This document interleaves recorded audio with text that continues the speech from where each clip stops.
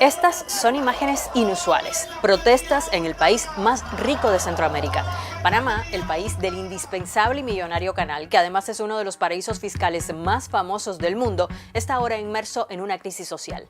Manifestaciones, cortes de carretera y desabastecimiento son escenas que no se habían visto en décadas de relativa estabilidad. Pero ¿cómo el país ha pasado de ser ejemplo de prosperidad a vivir masivas protestas?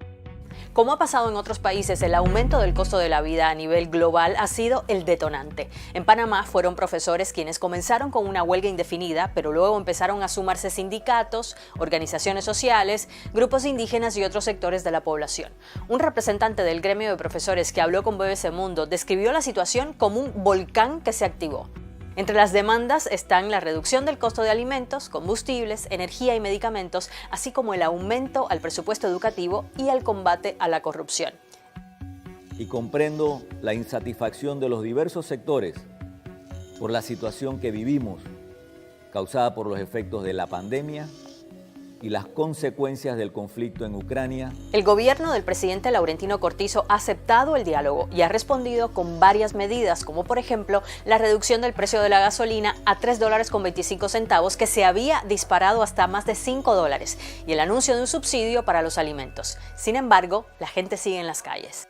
Las protestas están diseminadas en todo el país y en todos los sectores sociales, algo que según analistas panameños no había ocurrido antes. ¡Un pueblo unido! La inflación está tocando todos los bolsillos. Panamá, uno de los 3 países dolarizados en América Latina, junto a Ecuador y El Salvador, había logrado mantener a raya las crisis inflacionarias.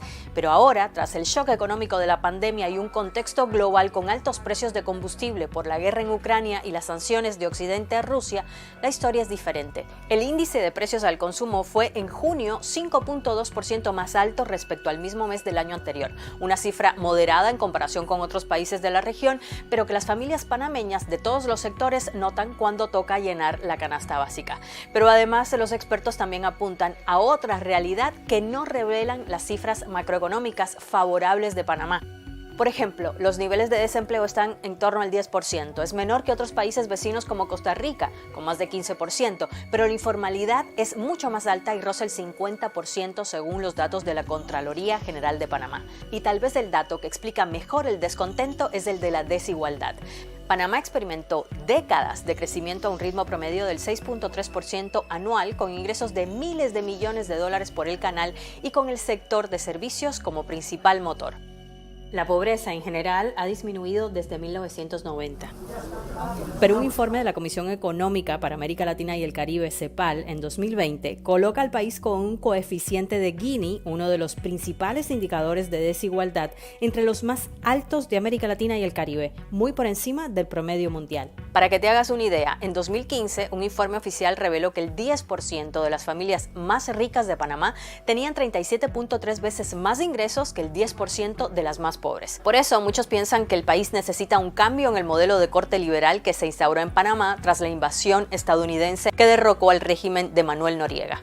Un modelo en el que la prosperidad solo alcanza a un minúsculo segmento de la población, mientras la mayoría se empobrece, según explica Carlos Guevara Mann, politólogo panameño. Guevara Mann también apunta que más que económico, el problema de Panamá ahora mismo es político y tiene que ver con las fallas en la democracia del país. Quienes ejercen el poder, dice el politólogo, lo hacen a espaldas de la ciudadanía y en aras de sus propios intereses. Y la confianza de los panameños en sus dirigentes también se ha visto minada por la percepción generalizada de que la corrupción es parte intrínseca de la política nacional, una herencia del gobierno militar de Noriega. Según Transparencia Internacional, que mide los índices de percepción de la corrupción a nivel mundial, Panamá se ubica en el puesto 105 de 180 países y, de acuerdo a su última encuesta, más del 56% de los panameños piensa que la corrupción se ha incrementado en el último año.